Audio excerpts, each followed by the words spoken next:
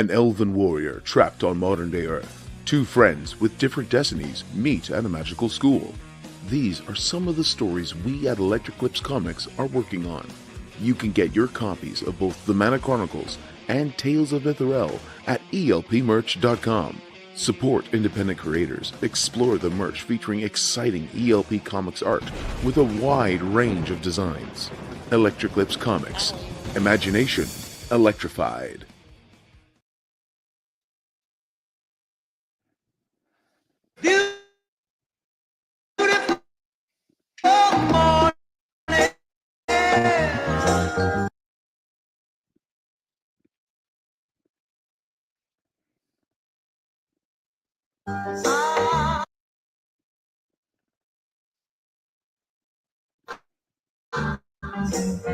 Just taking some clean, fresh air.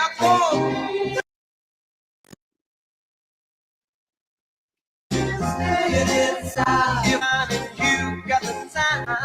It's your chance to wake up and plan another brand new day. Either way, it's a beautiful morning. Each bird keeps singing.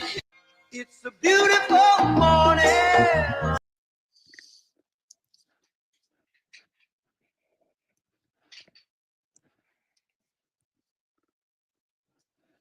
Where'd you go? I can't hear you. Hello? Well, good morning, everybody in Alaska and everybody around the world. How do you say yours, Mr. Michael Rogers? You're all the people, Mr. and Mrs. Oh, Mr. and Mrs. North America and all the ships at sea. Yep. So hi, peoples. So we're back in Alaska. Welcome back to Alaska. And we have Alaska Talk. And we actually, I've had a shop open for a while. So Fine Art America, Fine Things. I've had my stuff. But I also, since I don't have a physical building for things right now, we are showcasing everybody's stuff. And you can find their stuff on their website. So right now, Mr. Rogers actually has calendars, right? That one is his Alaska calendar. Oh, hey, that's my picture. Look at that. Yeah, so you can find the cups and all that stuff. He's got the same website as well. He's got all his pictures, and he's got from Nevada to Idaho and all types of calendars. So right now we're showcasing the calendar he just made. And so you could buy his calendar for $26.50 if you PayPal him right there. PayPal him, you DM him, IM him, whatever. You go into his spots on his pages, and you can look him up, and he will be able to give you a calendar after you pay $26.50 for it, and they're really worth it. So anything that he does, we will showcase also. We have other stuff that we're going to showcase too on different days. But so welcome back to Alaska. How's even though he's in Las Vegas, the trader, but he's the 907 king, man. Like, so yeah, what's been going on in your world? Good morning. Or is it afternoon? Yeah, it's getting close to afternoon. Thanks for having me. What's going on in my world? Everything was fine until we were on the phone and you said something about calendars, and I didn't take it to heart. And then all of a sudden, out of nowhere, I thought back to the first photo book that I produced and sold. And I remember, before you sold that book, you had a calendar. You sold the calendar first, then you sold the book. And I went, tell me this is not this easy. So with all the images, I have over 10,000 images. I mean, if I started back to 2007, and I'm going I just need 12. So the new book that I have coming out, I haven't produced it yet. It's ready. It in a way it's ready to go, but it's not. And it's called Alaskan Yard Art. And I took images from that book and built a calendar. And this one I like more. Now I like them both, but this one I'm really super proud of because I really what started out as showing you something different in Alaska turned into a story personally for me because all the places that I went to, I didn't recognize, and I lived there 30 years. So I'm Mhm. going, well, what do you mean? How come you don't recognize these places and you lived there 31 years? Well, I was in my past, I drank a whole lot for a very long period of time. And And how do you when, stay sober? well, yeah, one day at a time. uh, I stopped drinking and over a period of time. And of course, being away from Alaska, when you're away from it, like one of the things that happens now when I come home is that everything is smaller than what it Oh, was when I was living there. Yeah, yeah. Fairbanks is like this. Anchorage does the only thing that looks different when I come to Anchorage is the airport. And I worked at the airport from 1978 through 1982. mhm. And I worked at the airport before the new runway was put up. I worked at the airport when it, uh, it got to a point where I used to call it Michael W. Rogers International Airport because I was always there, and I was loading Right. bags, dumping toilets on planes, and I was they call us rampers. Um, so when I come Not back to rompers? no rampers, Uh, when I come back to Anchorage now, the only thing is different is the airport because all the gates that I used to work at, mhm. uh, we used to have all the jumbos, 747s parked. Yeah, every morning on an average day working at the airport, winter, summer, whatever, from like 8 o'clock to 11, I had about 13, 14, 15 jumbos on the ground all at once. And Mm. you're just hustling. You're just hustling and bustling. And I remember Alaska. I used to work there. When Western Airlines was there, and Delta was there, and Northwest was there. Northwest. The cruise at Northwest was just so cool. Um, Mhm. and then they built the international terminal. And then for some reason, somebody got a bright idea and decided to put a runway there next to it. I was there when FedEx got there. I remember when FedEx first got there, it was Mhm. one plane. And now Oh, now between there's a Fed, million of them. well, Anchorage is okay. Anchorage, Alaska used to be called, from an aviation standpoint, commercial aviation. It's called the big gas station.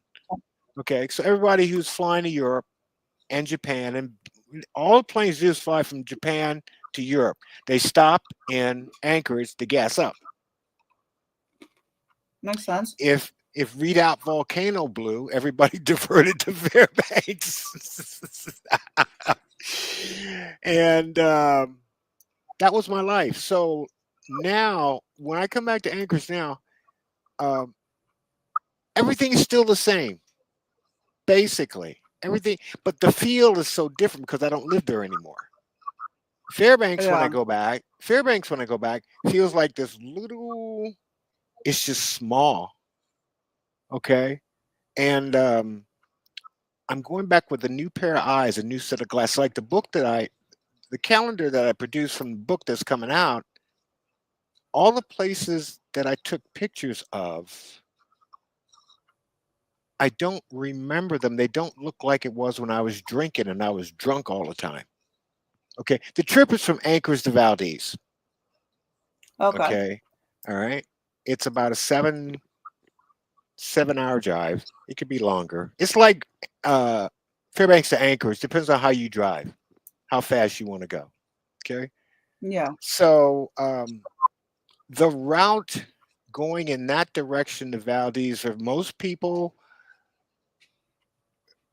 I'll just say in general, most people when they go from Anchorage, they take the Glen Highway all the way north, 4 hour drive up to Glen Allen, hang a right turn, and drive to Valdez, which is 2.5 hours. Yeah, So that's not a bad drive though. yeah, well the beauty of the trip going from Fairbanks to Valdez, especially from a photography standpoint, is that you're actually going through the backside of the Alaska Range. Mm-hmm. Okay. And when you come out on the other side, you're going to see the largest national park in the United States, which is it's bigger than Yellowstone. And it's called Right. Wrangell St. Elias National Park. You go through Alaska Range, Wrangell. You go through 3 mountain ranges. From Fairbanks to Valdez, you're going through 1, 2, 3 mountain ranges. Okay, you go through the Alaska Range, you come out to the Wrangells, and then you go right back into the Chugach Mountains, which is behind Anchorage. The Chugach Mountain behind Anchorage extends all the way to Valdez. Okay. Okay, so if you are a landscape photographer, this is heaven. This is like, pick your spots. You know, on a personal note, um, it wasn't the story didn't turn out to be the way it was until I saw something and I go like, that's not what that looked like. And my friend, she was Michelle Blackmore, when she was driving, she goes, Michael, yes, it was. You were just drunk. You're just drunk. Okay. The one that really got me, and I was screaming in the car. Mm-hmm. We get up to a place called Thompson Pass. You've heard of Thompson Pass. And it's the top of the hill before you drive down to go into Valdez. Okay. How I viewed it when I was drinking, it was a steep hill like this. That's how I viewed it drinking. Okay. Now Oh. okay. Well, hang on. I'm a professional truck driver, so I know about driving semis going up and down hills. Like the most dangerous hill in the United States for a semi truck driver is Cabbage Hill, just outside of Pendleton, Oregon. The next one is Mount Eagle in Tennessee. They've got a lot of dangerous hills. Okay. So I'm ready to take this beautiful down the hill shot of Thompson Pass, and I'm stone cold sober, and it wasn't nothing like it was that I thought it was when I was drinking. Just blew me away. Right. Just blew me away. So the whole trip is all new places that I've been to. It was different because it doesn't take long to shoot up Anchorage. It doesn't take long to take a picture of Fairbanks, no matter where you're at. And if you want to, Right. Alaska is such a huge. The reason why Alaska has so many great photographers is because the state is so huge. There's so many places that you can go and do. Okay, there's enough That's for true. everybody. Yeah, there's enough for everybody. Okay, if you just want, you and I are talking about it. When I come home in the summer, going to go down to Homer, right? What's the first thing I said? You better Mhm. bring some SD cards because I'm gonna need them. Okay. Yeah, about 100 of them, and then some. Yeah. So and all you're doing is stopping and starting and stopping and starting, and you're looking at that darn volcano known as Redoubt, and then you're going around the curve, and there's Cook Inlet, and then you're coming down into Homer, and there's Ketchimak Bay. There's Yep. so much. You ain't got enough SD cards to keep up. So Right. when I used to go to Homer, I was drinking. So I haven't been to Homer in 20 years, over 25 years. Heaven forbid what I'm going to see when I look at the pictures on social media. But to go to There's nothing Homer, compared to. yeah, to go to Homer sober, it's not going to look the same. The last time I was in Homer, I did my first, no, I can't remember. It's like people, well, how long you been sober? 38 years. When'd you stop drinking? I forgot. I have no idea. I don't know the date I stopped drinking. All I know is that it was 38 years. That's it. So Right. so in photography now for me, I'm seeing everything through definitely a new pair of glasses. The calendar and the book came about because I was always told and I was always advised that somewhere in your photography career you should do a photo book just for yourself to see your pictures in print. Okay. Yeah. So when I did my first photo book, I went like, oh my God, I'll never forget it because I did the book. I didn't know what to sell it for. And then I put a price on it. And I remember selling 6 the first day. And I'm a big lover of print. I'm not a fan of digital. Digital is it's a waste of time. I mean, you want to show people on this beautiful technology, what we call the internet, but the true value of photography is in print. And when you take a print and you put it on a wall, it's so different than digital. So right now I have 2 books out. I have 2 calendar. I'm also making a calendar. As soon as I get done with you, I'll make a calendar of Idaho. When I lived for 7 years in the Magic Valley of South Central Idaho, I lived in Twin Falls, Idaho for 7 years. Mm. And all of my truck driving got started in Twin Falls, Idaho. And I've been all over the country from Twin Falls, Idaho. So the calendar,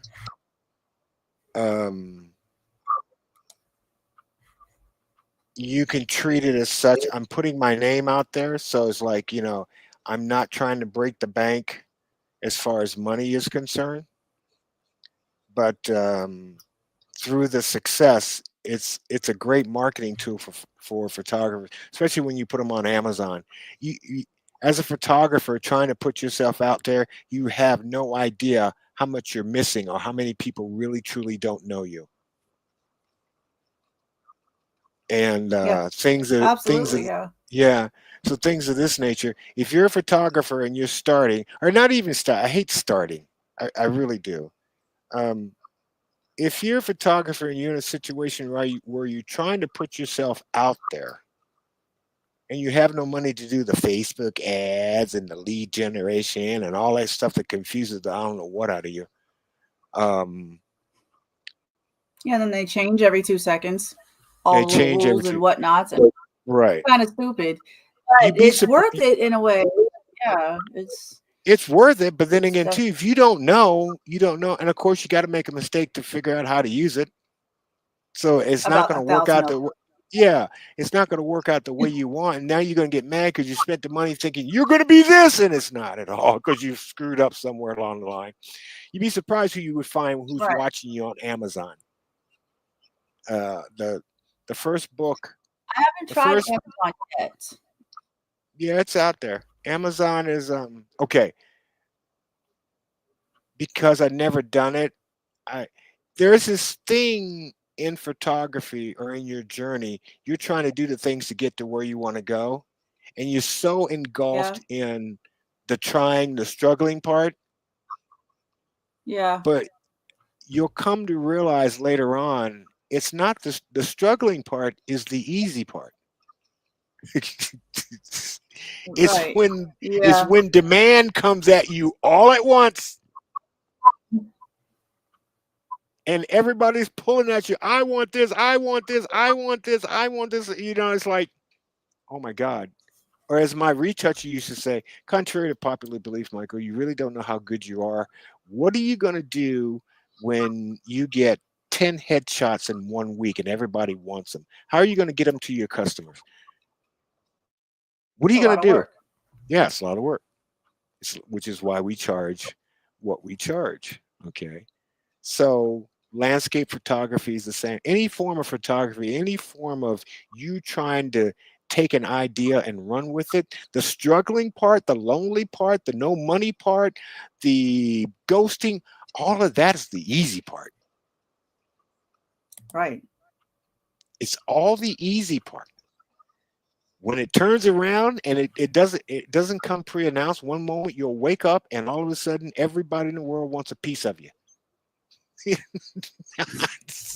Including the bear.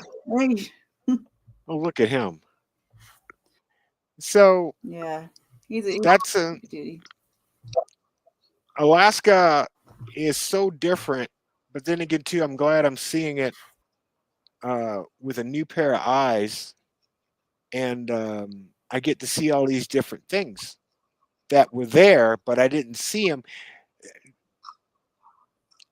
I was there when Portage Glacier was a glacier.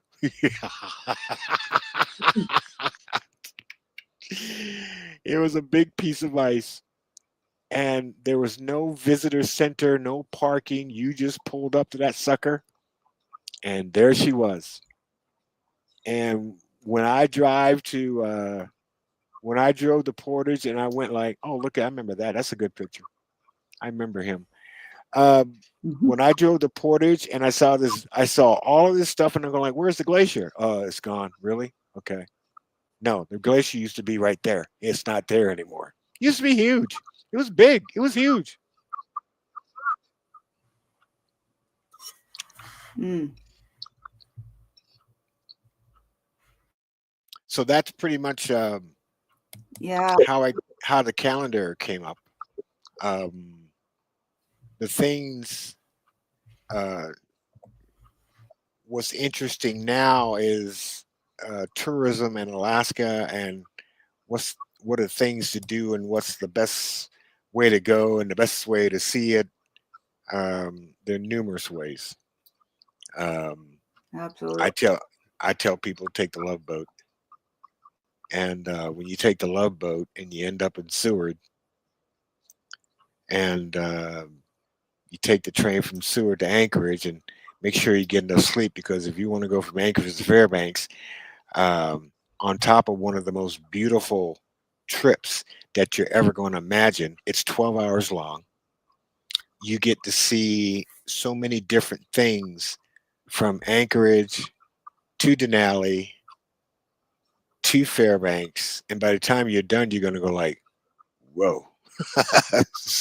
Flat Top Mountain. Ta-da! Did you take that? I did. That Gee, is what a all the photos you saw I did take. what a nice angle to take a picture of Anchorage other than Earthquake Park. Oh my gosh. I know. Yeah, I know. What a I'm beautiful still what trying a to figure out. see that spot right there? Now see, I can tell you about this spot right here because she broke my heart. She broke my heart right there at that spot before they built it. Before you see all of this, it's just dirt. Mm-hmm. Just and she took me up there and she ended the relationship and she broke my heart. It was right at that spot right there. I was working at Wow. McDonald. I was working at McDonald's, and I always like going up the flat top. I climbed it a What? couple of times. Yeah, yeah. Flat top is you're at the base before you climb the mountain at this spot, right? But when you go up there, when you get to the top, the planes that are coming to Stevens International, they're coming down Turnagain Arm, and sometimes they Mhm. fly right over top of Flat Top, going down Turnagain Arm. You sit there, hi. I know, like we do with the trains. It's kind of nice to sit there with in the backyard of somebody. Like I have a friend that has the train literally, I mean, goes right by the house, and we're just playing games outside, and the Alaska train comes right by, and we're like, "Hey," I said, "This is Hmm. weird, but okay, Yeah, hi," like this is normal, 2 feet yeah. away from the house, kind of thing, and I think in the 30 and years I've been in that spot there, that's a good picture. I remember the 30 years I lived there, I think there was I seen one day absolutely positive. I could see Denali from there, and I think out of all the years I lived there, there have been 3 perfect days. Not a cloud in the sky, and you can just see all the way to Denali. When you fly, when you fly into Anchorage and you start your descent from Oh, I love that. 33,000 feet, and you fly over Middleton Island and then Hitchinbrook, as you start to descend, you can see Denali from the plane.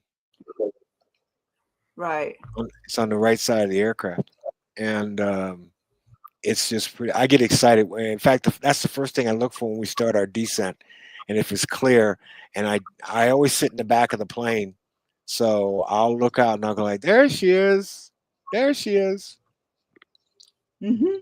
What was the weather like when you took that up there? And just like that, it was beautiful. It wasn't. It Was wasn't that bad. wasn't Yeah. cold? No, no, that was in the summer. Um, No mosquitoes? no, no, they don't really touch me. The only ones that touch me are the ones that are here next to my house. I hate them. Um, sorry. Just making sure it wasn't my son calling me. But yeah, no, they don't touch me at all. Well, dear, It's kind of weird. you take the Stees Highway up to Prudhoe Bay, you will be amazed how thick they are. And when you get on the other side of Attican Pass is where the Brooks Range is. The Brooks Range extends west to east, and you go through the pass. And when you come out on the other side of the pass, it's flat, and Mm-hmm. you see the pipeline on your left, and you see this enormous amount of mosquitoes.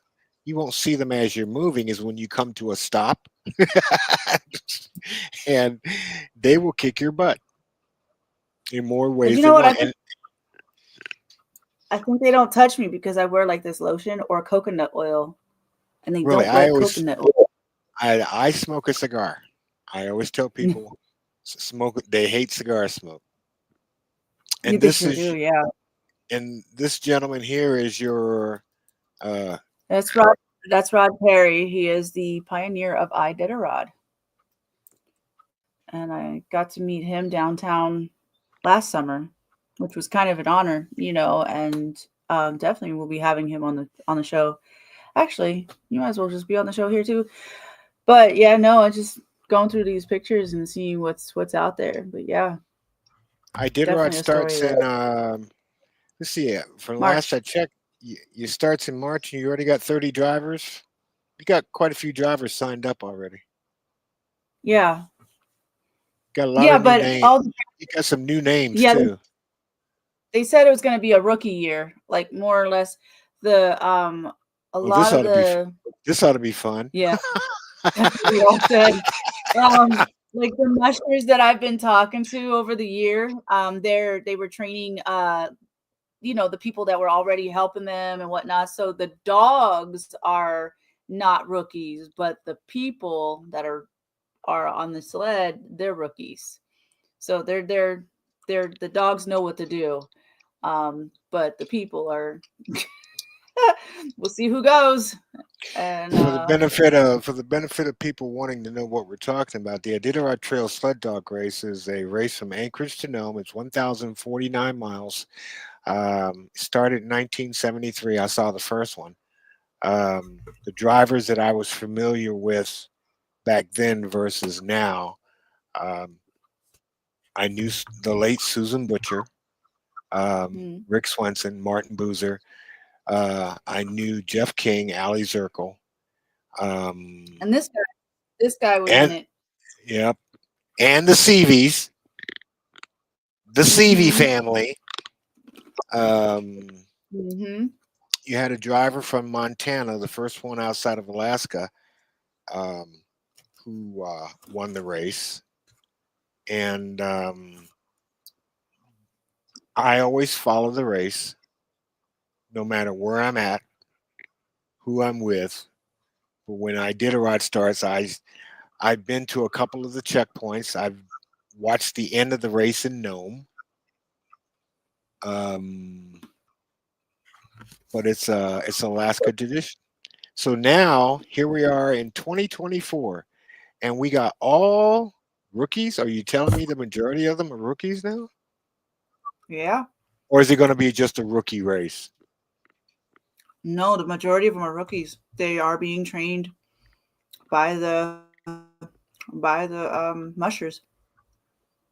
Interesting. Yeah. It was like, we'll find out if they live. Like, Well, it's like, there's oh, always a talk about the Iditarod and the Yukon Quest sled dog race, which is up in Fairbanks, and that's a race from Fairbanks to Whitehorse, and then every other year they go Whitehorse to Fairbanks. And the talk is basically this race is more tougher than the Iditarod. Until you've been out there, you can't really make that statement. Well, I went out there. Now, I'm not a driver, I'm not an expert, but the trail from Fairbanks to Whitehorse takes you over 4 mountain summits. right. Yeah. The Iditarod, you go over the Alaska Range in the Farewell Burn. That's it. But where it gets tough with the Iditarod, I know the toughest spot I've seen. I've never driven it, so I can't be this expert. But I always keep an eye on the drivers when they get out on the coast, and they're on the Bering Sea, the Seward Peninsula, Mm-hmm. and the weather is absolutely a challenge for the drivers. I, Mm-hmm. People look at it and they go like, "Oh, I can do that," and I went like, "No, you can't." Right. Yeah, no, that's definitely a sport. I hate to say it, but I like football, but the Iditarod is that is the challenge that a great sport. I Better, would I think it's a always. Ali Zirkle is the first woman to win the Yukon Quest, and she was in the Iditarod. She came so close to winning it in those years that she was driving. And every year I used to ask her, I go like, "You ever get out here on the trail?" And she just kind of go, "What am I doing here?" She goes, "Yeah." She goes, "Yeah." I mean, she goes, "Usually when I get across the Farewell Burn," she goes like, "I'm going like, what am I doing here? Why am I doing this?" Yeah, right. And you know, yeah, but you can't when you're sitting there doing that. I do that when I hike. I'm like, what the heck am I doing here? And then I'm like, well, I got to go either forward or back. I can't, can't just stay here. You got to keep Well, going. I did that driving truck for so many years. I would sit up there and go to these places, and I would go, "What am I doing here? Why am I here?" Mhm. Um, it's For those who are planning on taking a trip to Alaska versus what you see and what you hear. Listening to Christina and I is nothing more than listening to Christina and I. For you to experience what you need to experience is as For easy real, as yeah. getting on a plane or get on a love boat, or if you choose to drive, the Alcan Highway is an experience. I've driven the Alcan Highway 3 times. Um, until you get up there and see it, you can't really get a just or full duh of it. The Alcan is an adventure all itself, driving. Period. Right. The Love Boat, you get to see the critters in the water. Right. The Alcan, you get to Yep. see the critter. When you go through Canada, the way the Canada section of the Alcan is such that the road is wide, and they made it that way because animals crossing the road, people driving, you don't want to have a collision, so they cut the trees and they put food on the side of the road so the animals can just eat instead of trying to Mm-hmm. cross the road. Okay, so but That's a and a half too. oh yeah, if you're driving northbound, Just on the Alcan, you get to a little village called Beaver Creek, which is the last stop in Canada before you hit the Alaska border. Mm-hmm. Um, there's a restaurant there that has the best navy bean soup you ever want to try. I just wanted to pass that on. I hate I, navy lo- bean I, soup, but I'll try I it. love navy bean soup, and I got to Beaver Creek, and I remember. In fact, I don't think it's there anymore. When I drove to Idaho in 2005, it was gone. Yeah, I remember when I got to Beaver Creek. I'm looking for this place, and I'm going like, it's gone. So, Mm, but the pictures that Christina are showing you there now, that's about as real Alaska as you can get, but it gets even better. No matter mhm. where you go, the state is very large to where, like we said, there's enough for everybody to see and then some. Yep. You can't do this in one day, 1 week, 1 month. I'm here 14 years total, but 7 years this time, and I still have yet to see all of Alaska. What Like haven't you seen? that's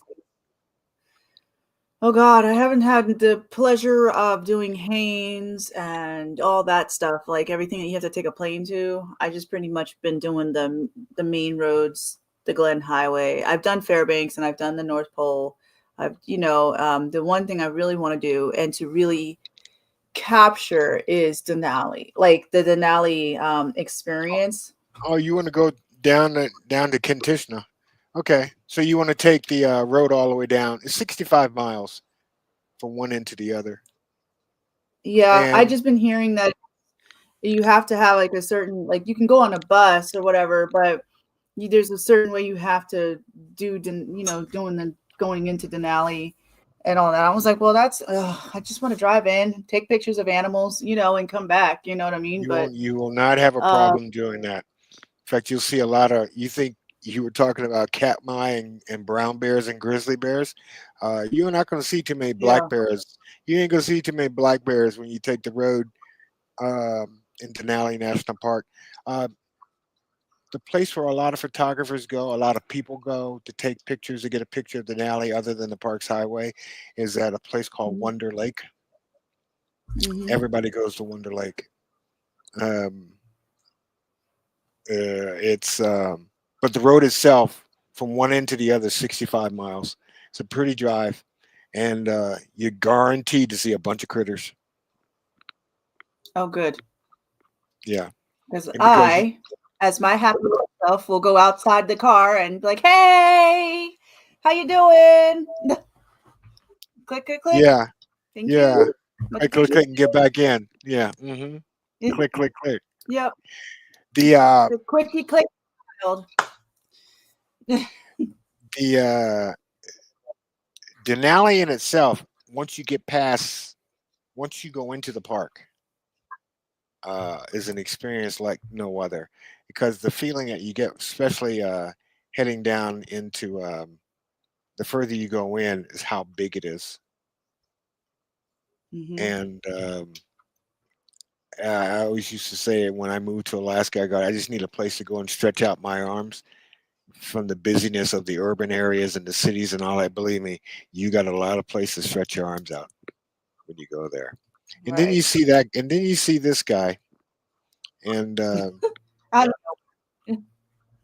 he's a little guy. He hasn't got a full rack yet, but the one thing you should watch out for when you're driving and you see this thing, especially or it doesn't matter if it's the summertime or the wintertime, 9 times out of 10, you'll see them on the side of the road and you have no idea what they're going to do. So you have to be really cautious about that. I learned. Yep, I learned that like through this road because it was a mountain. This one is. Oh, it's snowing. Oh my gosh! Thank you guys for the snow back. The ice can go away. I'm sorry, I just looked out the window. Um, um, but even 5 miles per hour is too fast. This is going up to Bear Valley. Well, we're going down Bear, that, but they zip out of nowhere. I'm glad They you could just be said that. standing there. I'm glad you said that and then because it's the scariest thing, and even bears. I almost hit a baby bear, because they just randomly. I was like, whoa, hold up, you're going but as you slow as you can't. can, and it's almost It's hard to tell you have to people that stop. they never experienced it. So that's the thing. I lived in Alaska for 30, 31, almost 40 years. I'll say 31. I didn't hit my first moose with a car until 29 years in. Yikes! Okay. See that moose? See that picture there with the way it is? That's a great picture Yep. because my car was just like that. When I hit him, although he was not in that, he came directly in front of me. He just, I'll never forget this. I was DJing a party in Wasilla. I wanted to get back home to Fairbanks so I could watch football. I leave in the middle of the night. I have a bottle of grape juice in my right hand. I'm in my left hand. I'm driving with my right hand and eating Ritz crackers. And I'm just cruising right along, and all of a sudden he jumped out. I would have hit him dead center. I was Oy. I was lucky enough. You don't want to hit moose dead center No, because he'll you're roll dead. over the car. Well, he'll roll over the top of the car. Yeah, Okay, and that yeah, weight will no, crush in your windshield. So yeah. when I saw him, I remember I turned my vehicle to the left and hit him in the butt. Then I bounced Mm. off of him and went into a snowberm. Yeah, yeah, yep, yeah. My friend had hit a moose on Seward, and he actually ended up being in the moose ended up coming into the windshield and sitting in the passenger seat, like Passenger literally seat. Yep. sitting. Yep. Yep, That's and it. it's not like you're hitting a car. You're literally hitting. You can die. The moose, all right. He's Yeah. injured, unfortunately, but it's your car is totaled after hitting a Yeah. daggone moose. That You moose right know. there, that moose right there in your picture, that's about 1,200 pounds. And he Hmm. doesn't even have a full rack. That's a male. He doesn't even have a full rack. But when you hit Yep. him dead on, That's him that, too. yeah, see, he's not got a full rack. But it's um, it's hard to describe and tell people what to look out for because the one thing that happens when people hit a moose, the first thing people say is all of a sudden, and that's what happens. All Yep. of a sudden, they just jump out. Yes. And the worst part is being in the dark. The Christmas lights are my favorite lights in Alaska because they're on all year long, okay? And going into the little neighborhoods and stuff onto the right-hand side or the left-hand side, the smaller um you can't see what's in front of you literally, and they can just come out of nowhere. Like Sure. you have to like creep in there, and it's actually creepy to me. And I'm not really truly scared of too much, but that kind of stuff you don't know. I'm Pennsylvania where nothing will come out of you, or whatever. Can't If you can't see this far in front of your face, there's a problem. Like Whittier, I will never ever ever ever ever ever be back in Whittier in the dark. In getting stuck in there on the because we had to wait for hours. And if you that stupid thing where every 30 minutes or whatever, the train tracks, you can go through the tunnel. We ended up having that last thing. We had to wait for that, and that was so dark, and a bear could have been there. There's porcupines there you can't see right in front of you. You just might as well just stay in your car, and then you would have to sleep in there because you're stuck until the next morning at least. There's different things, so yeah, be careful. Like, Tell people about and people Whittier. never told me that. Which part? I mean, Whittier's great. It's very small place, but also um what's it called? The it's a famous tunnel. The tunnel is a 12-minute long tunnel. Um I calculated it, but it's in a mountain, and it's a train track, and we could drive. How do we do it? Every 30 minutes or every 45 minutes that it's opened up to the cars and the trains, right? So you have to wait, and it's $13 to get into this place, into the thing. So just letting y'all know, $13. Have it if you're going to Whittier. But you can get on the boats out there. Is that Prince William Sound? If I'm Yep. not mistaken. Yep. You got cruise lines. The big things about Prince William Sound and Whittier, we talked about this last time on your broadcast, was you get to see all the glaciers that are named after colleges in the United States. Right. Yeah. And But there's a lot of waterfalls. It is yep. absolutely gorgeous. And so of course there's bears. I have yet to see a moose there, but there's bears, so watch out on your thing. I think I have some pictures in here on this computer for it. But the porcupines, I found out they're walking around, so you got to be careful on that. And they're quick little suckers too. I mean, I thought them fat little things would be slow, but no, they run so fast before you can even take the cap off of your camera or just even think about it. Sometimes they don't. Sometimes they don't run. You want to talk about a snob? You want to talk about a snob? They'll sit in the middle of the road. They won't move, and they'll sit there and look at you and go like, "I ain't going nowhere. Go around me." But be careful. Some people, they forget that they've got those quills, and when they shoot out those quills, it can bust your tire. So park a lot farther than you think. Because they can really damage your car on people take porcupines for granted.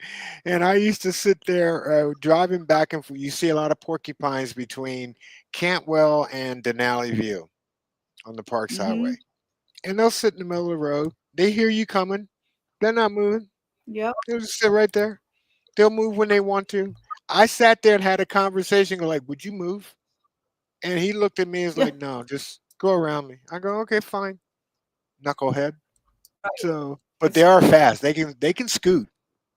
They can scoot. Oh my gosh, yeah. I have one so huge in front of me, and it took me like about 4 seconds to realize going up. Actually, I was very shocked at a flat top over here. Where was it? Where did I put that? At this spot, right? I was going up to get to the parking lot, and he was there. And I looked, and I'm not used to seeing one in the wild in that area or whatever, so it just kind of shocked me. My camera was already out and ready for anything that came out of the woods. So I looked, and I was like, oh my gosh, a porcupine! I've been wanting one. I have one in my arsenal, but and all that stuff. So right onto the side. And then I tried not to scare him, right, with the car or anything. I just but me in my brain, it was like, let's go to the side. Let's not die off the road here. But far enough, I had to realize. And then he was just sitting there, like you said. And I mean, he was pretty big and fat. I said, well, he's definitely well fed for sure. But and as soon as I got out of the car, it didn't take but seconds. He was gone and down. I mean, that mountain or whatever it was like literally like this. And he was already down there, and you hear it, and I'm looking. And of course I said, you little sucker, just like, and you couldn't even get a photo because there was a big old piece of wood, but you could see his little quills, and or whatever. And I was like, it's not even gonna make sense. I can't even say that I saw a porcupine or to prove it kind of thing in this area because he was that fast. But then I realized, I was like, oh yeah, he's got quills, and those quills they're no joke, but it's they're an interesting creature, a little animal. They're very interesting little animals. I definitely wanted to do more with them. So if I find more, I definitely want to do something. But what I did find out is how the native Alaskans, my professor, she was telling me about how they make or how they take the quills off and how they make the food. They actually put a blanket, without getting hurt, they put a blanket over top of the animal when they're passed, they're dead. And then they pull the blanket and the quills are on the blanket and they pull off the quills that way. And I said, well, that's kind of cool. That's quite interesting, you know? Like, so never had a porcupine to eat, but if you get to experience, and I know people will say, oh my gosh, a burger is so much better. Like, listen, if a native Alaskan asks, you know, if you get a chance to experience the native Alaskans' true food, what they make, you know what I mean, and all that stuff, do it. At least say you tried it once. I mean, it's definitely an experience to do. Moose They have seal burgers. oil. Oh my gosh, I love moose burgers. That Moose and burgers caribou. and caribou and And beluga's not bad and either. Put some mustard. smoked salmon. I love it when that's the only seafood I would eat. I don't like seafood, but when it comes to seafood, I will eat smoked salmon in a heartbeat. Smoked salmon and potatoes. Oh my goodness, that is good eating. Oh man. So Oh, I'm a landscape photographer let's and I'm see. coming to Alaska for the very first time. I have no idea what I want to shoot. I know I've seen it. I run into you and I ask you the all important, like, where's a good place to shoot? Where would you send me? Come Definitely not on, Earthquake Park. you got you got 5 seconds. I would. Where would you Well, send me? are you? What would you You want to shoot suggest? something? What would you suggest? I would suggest. I would suggest actually going up to Blueberry Hill or Flat Top Mountain, doing something in Anchorage, but like being on top of a mountain, like, or right here. That's a good spot to shoot. What is that? That's Eklutna Lake, or a place called Eklutna, and it's beautiful. You can go ice skating on there. I was there when it was winter, and I was like, yeah, it just about killed me. But people ice skate out there. But this place is so peaceful. You don't have a cell phone reception.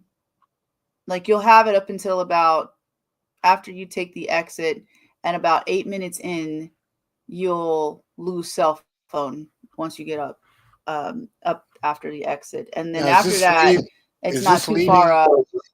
is this leaving Anchorage going where? Like if you're going to Wasilla, are you going to Fairbanks, or are Anchorage. you going okay. Where are you No, going?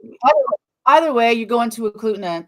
The whole exit is Eklutna, or you could take what was it, Thunderbird Falls, like right there.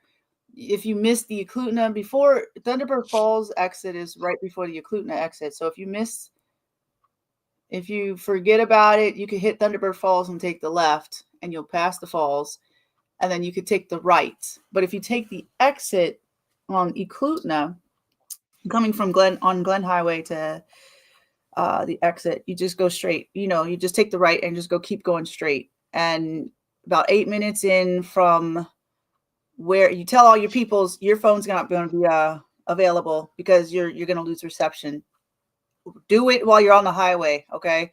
So that way, and then tell them where you're at, because this is a safety mechanism. I know it sounds like really crude, but it'll give somebody something just in case something should happen to you.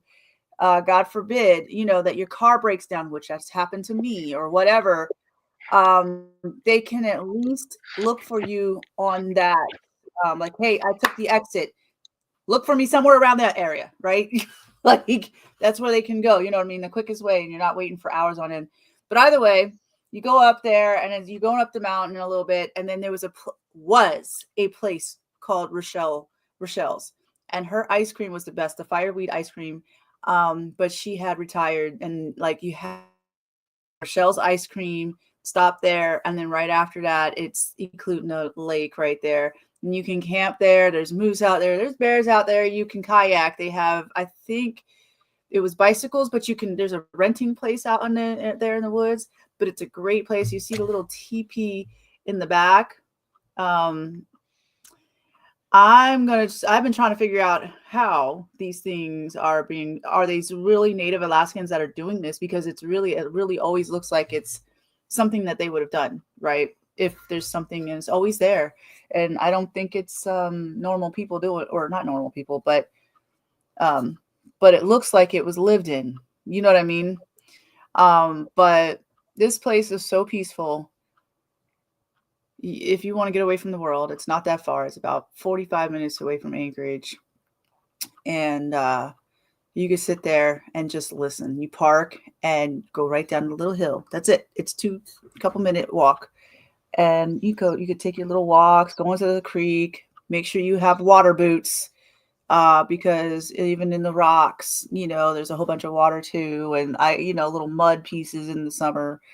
But it's let me see if I can get a different angle. I think the only ones I have on this one is what I did actually for my school project. But so By the way, ice cream is a big delicacy in Alaska. In Alaska, Alaskans eat more ice cream per capita than anybody else in the United States. We love ice cream. is it really?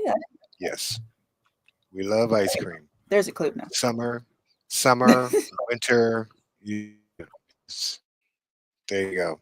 So um, there's not really an ice cream of choice, but if I had to say one particular ice cream that everybody loves, at least I think they do. Times have changed since I've been up there, but Alaskans love Dove Bar ice cream.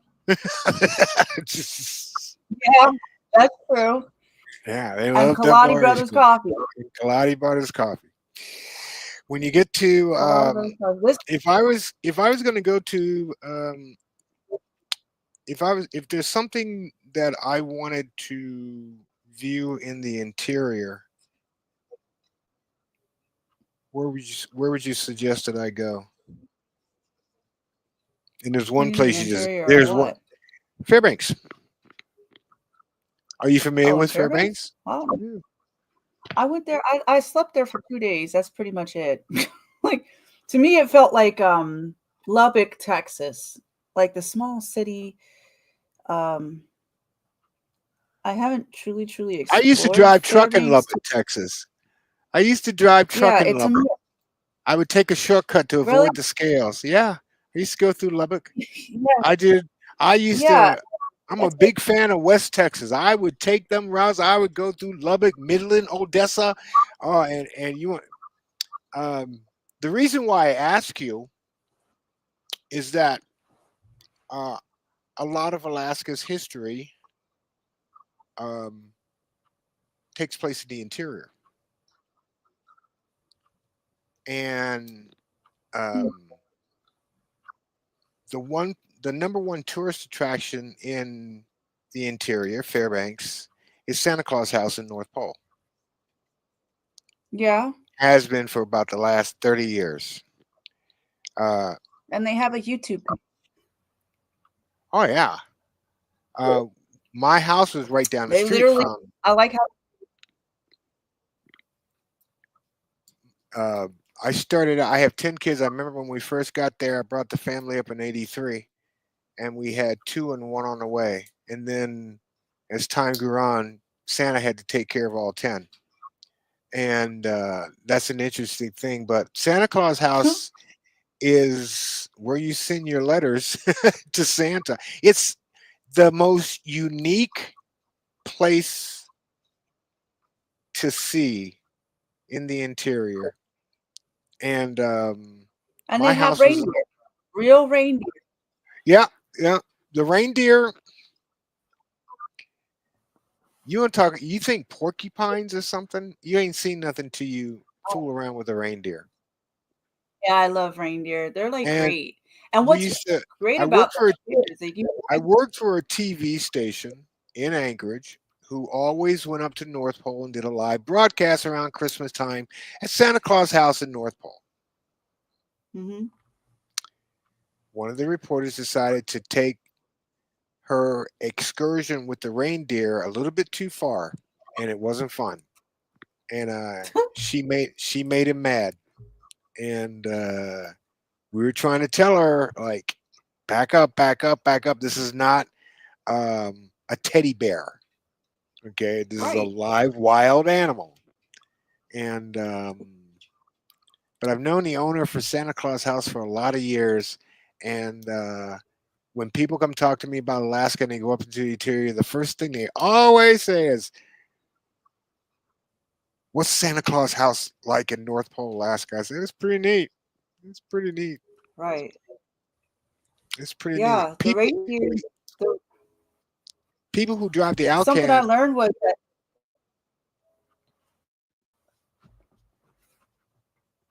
Huh? what'd you learn? Oh, something I learned that Christmas song "Up on the Housetop," blah blah blah. You know, that click click click. The reindeers actually, that click click click is the reindeers' kneecaps. Like they click click click click every time they walk. You hear it all the time when they're walking. Well, last time I You checked, know. I So think they got a hip hop version of that now. did You they gotta hear it. really? Yeah, Santa Claus House. Believe it or not, believe they um, some of the things that you'll see in there will just blow you away. Will just blow you away. It's not what you think, but by the same Right. token, it's an awesome it's a it's an awesome experience. They have in the summertime. There's buses in that place is packed. Either people are going to Denali or they're going to Santa Claus House in North Pole. Wow. Yeah, my old pastor and his wife, that was, you know how like McDonald's is like everybody's first job out in the lower 48, you know what I mean, as a kid. The Santa Claus house is that job. They had that as the job. Their parents actually, the McCormick Road, uh he pioneered that road is named after her family, McCormick Road. They pioneered through all that, you know, and in North Pole. So I don't know if you knew that, but he's a bishop out here for the Kojic. But yeah, I've been gone too long now. There's a lot of things have changed. I know that the idea of Alaska yard art came from myself and Michelle. We were driving. Um, there's so many things around North Pole itself, other than the refinery, Santa Claus House in North Pole, as far as photographs. And I remember we were in the car, and she goes, "Michael, we're mm, gonna take pictures of Alaska yard art." That's how the name got started, and we just went all around that whole thing. The Flood Project, Eielson Air Force Base, um, the uh, the highlight. Another place in the interior that everybody goes to is called the Naughty Shop, and the Naughty Shop is where you get the best ice cream. Everybody goes to the Naughty Shop to get ice cream. Okay, it's right next to Eielson Air Force Base. If you go in there, you'll see my postcards that are still there that are for nice. sale. In there. Oh yeah, I took a picture of. I'll never forget this. I was in Idaho. I flew home. First thing I did was I went to the Naughty Shop, got some ice cream, and um, I took a picture and made it my own postcard of a bear and ice cream. And that was my first set of postcards that I ever sold at the Naughty Shop. Then I have a couple of images in there of the Northern Lights, but and the garments, all the souvenirs, all the jewelry, all the books, you name it. The Naughty Shop is it. That's it. Mm, But it's a interior Alaska. In fact, everybody used to go out there on Sundays to get ice cream. So we always make it a point to get ice cream. But they got the best man, chocolate ice cream I ever had in my life. yeah. If I could eat ice cream again, I miss my fireweed and honey ice cream. Hmm. That is, and that's this flower right here is the fireweed flower, and anything fireweed, I'm all about. The tea, the ice cream, the lemonade. I hate lemonade, but I will make fireweed. Oh my gosh, yeah, but I miss ice cream, and Fireweed shoots out right after solstice, and it starts to. That's your first indication of fall. Yep. Yep. And then we can count the weeks on the little things on how many weeks we got until winter. And it works. I've tried it every year and I was like, dag nabbit. Like once it gets to the top and blooms, it's winter. You know, that's what they say out here. And they taught me that. I was like, oh snap. If So you're once we in, start blooming, if you're liking this broadcast and you have some other questions, you can always drop me a note, or Christina, you can ask her and I'll say, hey, how do I get to, or or if you got questions like what's the official language of Alaska, Christina will be more than happy to tell you what that is and all of that oh, good we stuff, got won't you? no. Yeah. Mhm. We're Yeah. gonna have different things on here. Which actually I was talking to my professor and I was learning the Dene language, the Denaina. That's the land that the original natives. There's the Yupik and all that. So something that's been going on is that the natives, um, I don't know why that happened. The natives, they're it's going extinct, and we're trying to bring that back up. You know, so the more you speak the language or whatever, you know, and just keep doing that or hearing the stories. So we're gonna bring some people on, you know, the true native Alaskan, you know, the elders, and they're gonna teach different things, teach the language, whatever it is. I mean, I'm You ought to excited get for it. She was all about it. you ought to get an Iditarod driver on your show. Oh, that's a goal. I'm gonna have Rod. We're gonna do that, and then we're gonna have. I talked to the photographer for the Iditarod who just retired, and if you want his calendars too, like we're all helping each other out, you know. But yeah, the Iditarod definitely want that segment, you know, and just all the drivers, all the anything of the mushing world definitely want to have that historical piece. And Alaska is just a rich in history, and just even if you look in on the walls, say like I was in Whittier and I went to this itty bitty little place. I don't ask me what it was, or the name of the place, but it was I was just hungry and had to. It was cold, but little restaurant or a little eating place, and on their wall was so much history of the ship, you know, that I was so curious to know exactly what happened to it, you know. So I'm going to definitely go back and really get into the history of that stuff. So I want to bring that out too. But the war, like You Whittier, talking about Captain Cook? was it? I don't. Was it? I have pictures of it in my phone so I can remember. But I took pictures on the walls. So if you look on the walls of all these places, they have all these things. And if you really got a journalistic mindset, you want to learn. It's historical. I mean, not just a beautiful place, but I mean, it is rich in history. And I love the Whittier going into Whittier and the military building. Even though it sucked that what was it, the tsunami that got to it, it's still it broke all the stuff in there. So they had to build a new building, but people all live in there and the same thing. They had a bowling alley, a theater, all of that. And it was in the war, everything. And then now, you know, and then they have a tunnel now in the new building to get to the school. I was like, what kind of mess is this? But it's kind of cool to know about. And it's not that I found out that like the place, the apartments aren't that expensive. It just sucks that you have to stay there in the winter because it's not open.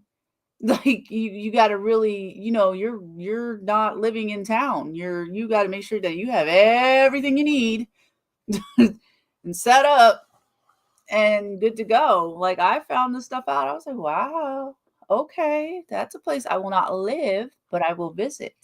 You know, more power to y'all. Love you guys, but and I love the conservation center. I love um the reindeer farm out in the Butte. Um and that's just something just to do during the day.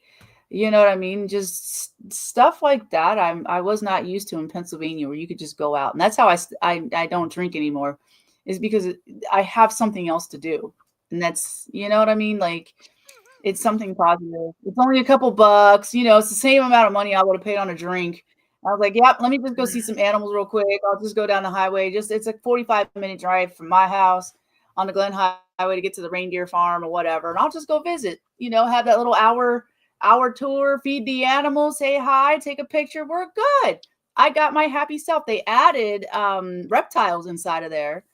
So they I was like, well, that's a little bit new, so they've got snakes and did they have a gator? I can't remember, but it was new. So I saw that, but they're trying to help the animals and the moose. I got to be able to kiss a moose, but he passed away. And then I pet the moose, and it was great. Like, just different things. But the fishing game doesn't want you to do all that. But yeah, it was, experiences is just great. I have an Take it appointment. informative. I have an appointment. I'm gonna ask that I dart out of here. Absolutely. And thanks for having me. I hope I answer your questions. And if you want to buy a calendar, they are available. And if you just want to call and chat about Alaska, you can do that.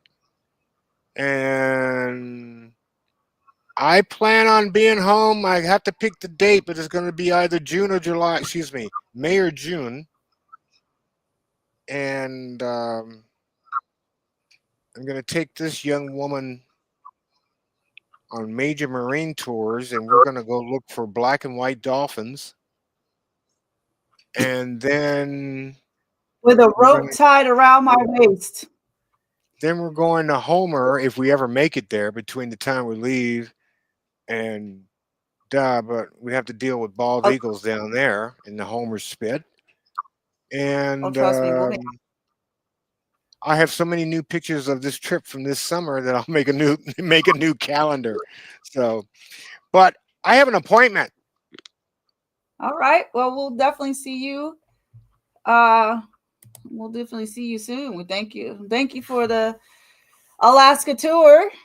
And make sure you pay for his calendar. His worth the money.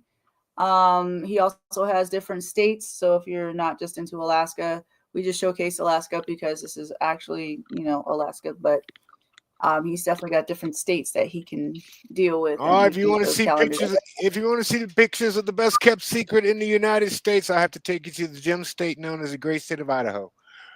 There you go. It's the best kept secret. Yep. Yeah. Yes, so just look out for his websites. Go on his stuff. He's always putting out ads. He's always you have a headshot special, didn't you? Yeah, buy one get one free. That's going on. It's going on for. I'm just going to let it run for the month of January. I don't sell price in my my products. What I sell is value. So on top of buying one getting one free, you'll walk in and get $100 gift certificate to use for future purchases. You will also receive a complimentary 11x14 metal print of your headshot. And last but not least, if you do the entire session for the price that it's supposed to be, if you choose to have another session because you liked it so much, guess what? No charge. What? See, I like that. And see, when he comes down here, he's not expensive. What do we call it? We call it costly. No, it's costly. Two different. There's a difference between costly and expensive. Right. That's what I'm about to say. Costly. And but he is worth. Costly is a good thing, and it is worth it. And when he comes down here, I'm actually going to be doing a photo shoot with him. So I will be paying actually once my money comes in for my shoot, for my acting headshots and all kinds of stuff. So this is going to be so much fun because she's going to turn into this different person. And I'm just gonna, she's gonna turn into this different person, and I'm gonna have so much fun because when people get in front of the camera and they start to own it, and they start to, it's different than a cell phone. I'm serious. It's so much fun to watch. And this person right here, I know 35 minutes in, she will not be the same person that I started out with. Yeah, he did my shoot when I was fat. That was one, Yeah. and I was actually impressed by it because normal people can't take my picture and make me look okay and make me feel like I'm a person, or whatever.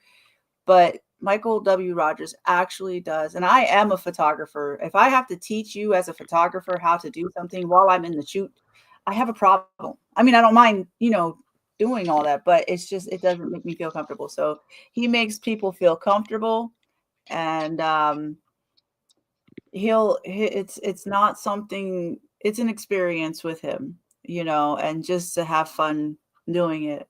And he's not it's not price gouging at all. I am the person that's like the cheapest person ever. I don't like to pay for, I mean, I don't mind paying for the quality of my stuff.